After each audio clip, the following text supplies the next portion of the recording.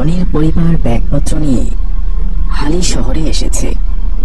তার বাবার সরকারি চাকরির জন্য 6 মাসের জন্য তারা এখানে শিফট হয়েছে। রনির পরিবারকে থাকার জন্য দেয়া হয়েছে শহরের 998 নম্বর বাড়িটা।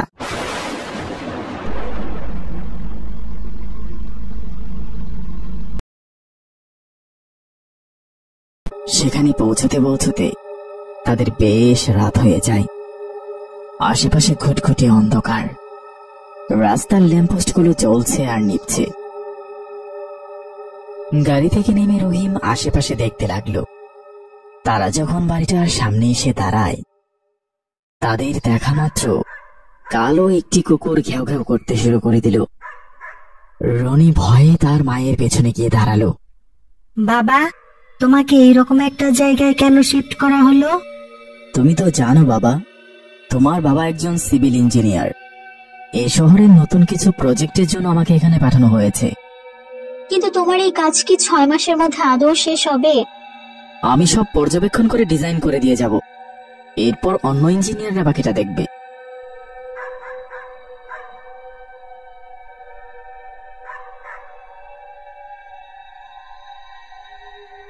ভয় পেয়েছো? বোকা ছেলে। মা, জায়গাটা অনেক ভুতুড়ে, আমার অনেক ভয় লাগছে মা। কোনো ভয় নেই, আর এটাই হচ্ছে আমাদের আগামী 6 মাসের জন্য বাড়ি।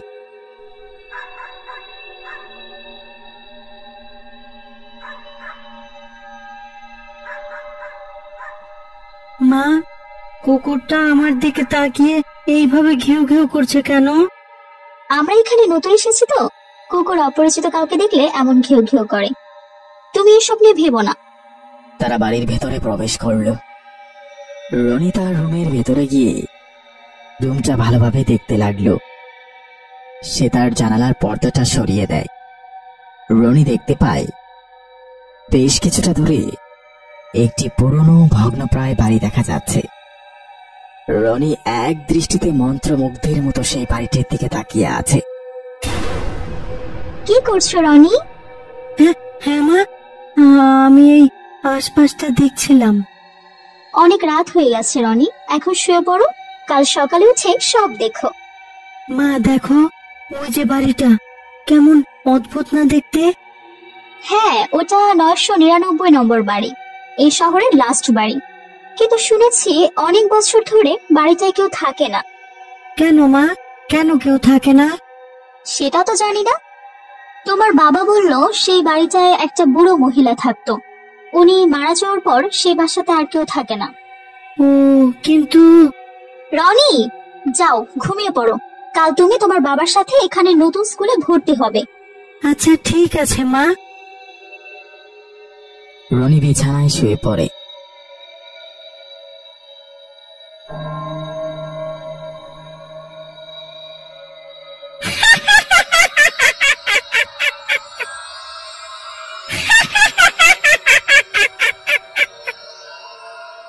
রনি ক্লাস শেষ করে তার বন্ধু শিলার সাথে বাড়ির দিকে রওনা হয়। তোর নতুন শহর কেমন লেগেছে? আমার তো বেশ ভালো লাগছে। তোদের বাড়ির সামনে 999 বাড়িটা যে একটা ভুতুড়ে বাড়ি, জানিস? মানে কি, ওইখানে কি ভূত থাকে?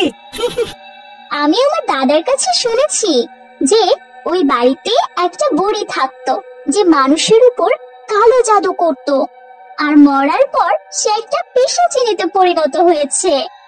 ধুর, কি যে বলিস, মানুষ কি ওই পিশাচিনিকে দেখেছে?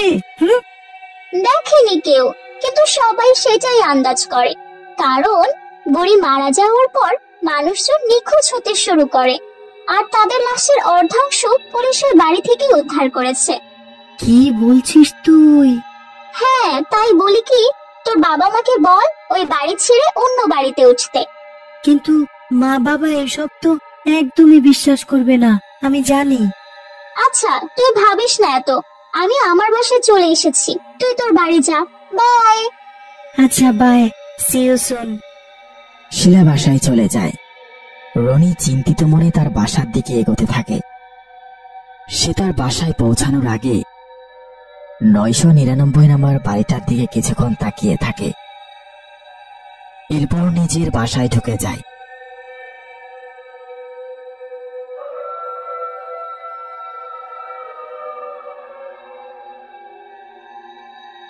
হঠাৎ শিয়ালের ডাকে রনির ঘুম ভেঙে যায়। রনি চোখ মেলে তাকিয়ে দেখে তার জানালাটা খোলা, খুব জোরে জোরে বাতাস বইতে শুরু করেছে। ঝড় আসবে নাকি? এত ঝোড়ো বাতাস উঠেছে যে। রনি বিছানা থেকে উঠে জানালাটা বন্ধ করতে যায়। রনি পাশের বাসার ছাদের দিকে তাকাতেই তার চোখগুলো বড় বড় হয়ে যায়। সে দেখতে পায় ছাদের উপর কেউ দাঁড়িয়ে আছে, যার চুলগুলো এলোমেলো ভাবে বাতাসে উড়ছে, আর সে জোরে জোরে হেসে চলেছে। এটা কি? ওখানে কে দাঁড়িয়ে আছে? মা, মা, উঠো মা, ও মা। কি হয়েছে রনি? এত রাতে কেন ডাকছো? মা, মা, পিশাচিনি মা। কি বলছো? কোথায় পিশাচিনি? মা, আমার জানালা থেকে সেই পুরনো বাড়ি দেখা যায়, ওই বাড়ির ছাদে পিশাচিনি। মা, আমি জানালা দিয়ে দেখেছি মা। আচ্ছা চলো দেখি, কোথায় কি দেখেছো তুমি? দ্রুত চলো মা। রনির মা রনিকে নিয়ে সেই জানালার কাছে গিয়ে দাঁড়ায়। কোথায় রনি? ছাদে তো কাউকে দেখা যাচ্ছে না। কোথায় পিশাচিনি? মা, বিশ্বাস করো, আমি সত্যি বলছি, আমি দেখেছি মা। তুমি হয়তো ঘুমের ঘোরে ভুল দেখেছো। দেখো, ওই যে কেউ নেই ওখানে। তাহলে কি আমি ভুল দেখলাম? তুমি শুয়ে পড়ো রনি, কাল তোমার ক্লাস আছে বাবা। সকালে উঠতে হবে, আর সময় নষ্ট করো না।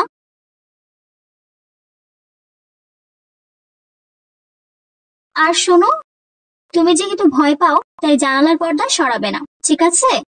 ঠিক আছে মা। মাঝরাতে রনির ঘুম ভেঙে যায়। রনি দেখতে পায় জানালার পর্দায় একটি বিশাল ছায়া পড়েছে। জানালার সামনে কি এমন হাঁটাহাঁটি করছে? কি হয়েছে রনি? মা, দেখো ছায়া, জানালার পাশে ছায়া। কই ছায়া? কই? মা, বিশ্বাস করো, এইখানেই ছিল ছায়াটা, আর বারবার পায়চারি করছিল। দেখো রনি, রোজ রোজ এসব ভালো লাগছে না। তুমি অকারণে ভয় পাচ্ছ। কিন্তু শিলা তো বলেছে ওই বাড়িতে একটা পিশাচিনি থাকে। ও, তাহলে এই ব্যাপার। তোমার ফ্রেন্ড তোমাকে ভয় দেখানোর জন্য মিথ্যা কথা বলেছে। আর এটাও হতে পারে তোমার কোনো বন্ধু তোমার সাথে মজা করার জন্য এসব করছে। ও আচ্ছা, এটাই হবে হয়তো, নয়তো শিলা আমাকে এইরকম গল্প কেন বলবে? এবার তুমি শুয়ে পড়ো, তোমার বাবার জ্বর এসেছে, তার শরীরটা ভালো নেই। তুমি এভাবে রোজ রোজ তাকে ডাকলে তার ঘুম ভেঙে যায়। তুমি কোনো ভয় পেও না রনি, আমরা তো পাশের রুমেই আছি। ঠিক আছে মা, তুমি যাও, আমি ঘুমিয়ে পড়ছি। ঠিক আছে বাবা। মাঝরাতে রনির ঘুম ভেঙে যায়। রনি দেখতে পায় জানালার পর্দায় একটি বিশাল ছায়া পড়েছে। জানালার সামনে কি এমন হাঁটাহাঁটি করছে? আমাকে ভয় দেখানো না? আমি আর ভয় পাবো না, দেখাচ্ছি মজা। সে এবার সাহস নিয়ে জানালার পর্দাটা খুলল, কিন্তু কাউকেই দেখতে পেল না। কেউই তো নেই।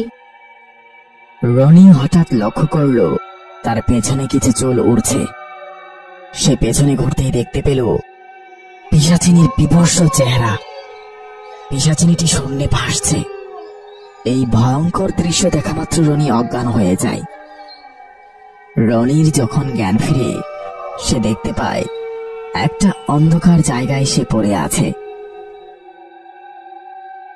আমাকে কে এখানে বন্দি করে রেখেছো? আমাকে বের করো এখান থেকে।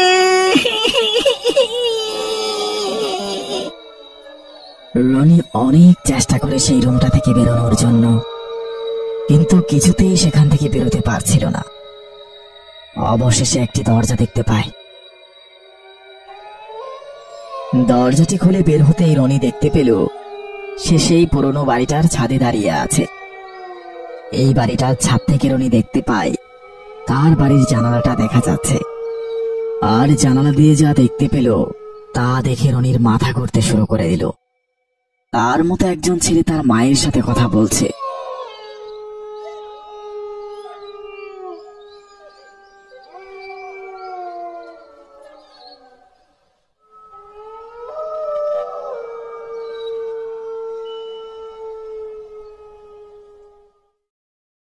তুমি রাতের খাবার খেতে এসো, তোমার বাবা বসে আছে। আমি খাবো না মা, আমার খেতে ইচ্ছা করছে না। তোমার বাবা খাবার টেবিলে তোমার জন্য অপেক্ষা করছে। আমাকে বিরক্ত করো না, বললাম তো আমার খেতে ইচ্ছা করছে না এখন। এভাবে রেগে যাচ্ছ কেন তুমি রনি? কি হয়েছে? তুমি এখন যাও আমার রুম থেকে, আমি ঘুমাবো। বাবা রনি, কি হয়েছে তোমার? তোমার শরীরটা কি খারাপ? খাবার খাচ্ছ না? কি হয়েছে বাবা? কথা বলছো না কেন? বেশি খারাপ লাগছে? ডক্টর কল করব? আমি কি বলেছি আমার জন্য ডাক্তার ডাকতে? আমাকে আমার মতো থাকতে দাও। এটা আমার রনি হতেই পারে না। 2 দিনে আমার ছেলেটা এতটা বদলে যাবে, কিভাবে সম্ভব? রনি ওঠো, তোমার স্কুলে যাওয়ার সময় হয়েছে। আমি কোথাও যেতে পারবো না। এই 6 মাসের জন্য স্কুলে যাওয়ার কি আছে? তুমি এভাবে জোরে কথা বলছো কেন আমার সাথে? কারণ তোমাকে আমার ভালো লাগছে না। তুমি আমাকে নিজের মতো থাকতে দাও। রনির হঠাৎ কি হয়ে গেল? কাল রাত থেকে এমন অদ্ভুত ব্যবহার কেন করছে? কি হলো? এখনো দাঁড়িয়ে আছো কেন? যাও তুমি মা।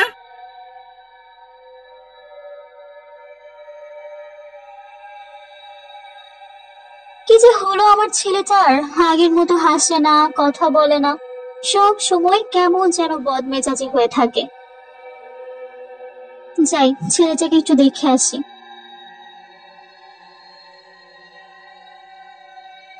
রনির মা রনির রুমে ঢুকে তাকে বিছানায় দেখতে পায় না। এদিকে সেদিকে ছেলেকে খুঁজে জানালার পাশে এসে দাঁড়ায়। এমন সময় রনির মা লক্ষ্য করল দূরের বিল্ডিংটার ছাদে রনি দাঁড়িয়ে হাত নেড়ে ইশারা দিচ্ছে। হঠাৎ ডাক শুনে রনির মা ঘাবড়ে যায়। সে খেয়াল করল কাচের জানালায় তার প্রতিচ্ছবি দেখা গেলেও রনির পরিবর্তে একটি পিশাচিনীর প্রতিচ্ছবি দেখা যাচ্ছে। কি হয়েছে রনি?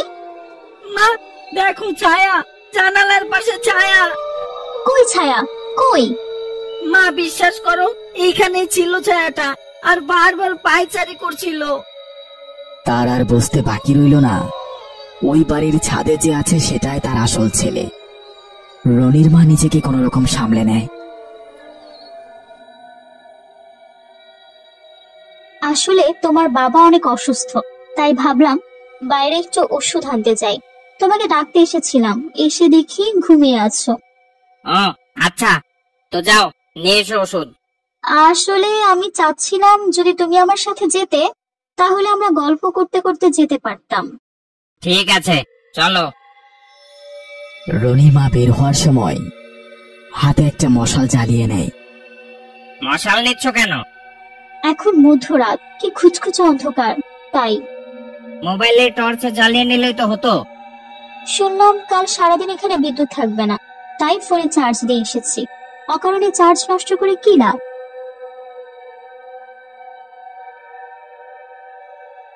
জানো রনি, তোমার বাবা তোমাকে অনেক ভালোবাসে। তোমার বাবা তোমার জন্মদিনে ছোটবেলায় একটা বিড়াল ছানা গিফট করেছিল, যাকে তুমি বিল্লু বলে ডাকতে। মনে আছে তোমার? হ্যাঁ, মনে থাকবে না কেন? আমি তো অনেক খেলতাম বিড়ালটা দিয়ে। আমি জানতাম তুমি এটাই বলবে। তোমার বাবা কখনো তোমার জন্য বিড়াল আনেনি, কারণ তুমি কুকুর বিড়াল ছোট থেকে অনেক ভয় পাও। তুমি আমার ছেলে কখনোই না। ও, তার মানে তুই বুঝে গেছিস? তাহলে তোকে আসল রূপ দেখিয়ে দিতেই হয়। আমি ভেবেছিলাম তোর ছেলেকে আগে খাবো, কিন্তু দেখছি তোকে আগে খেতে হবে রে। সেই সুযোগ থেকে দেব না শয়তান। তুই কি করলি? আমি জ্বলে পুড়ে শেষ হয়ে গেলাম রে। আমাকে মাফ করে দে বাবা, আমি তোর কথা বিশ্বাস করলে কখনো এমনটা হতো না।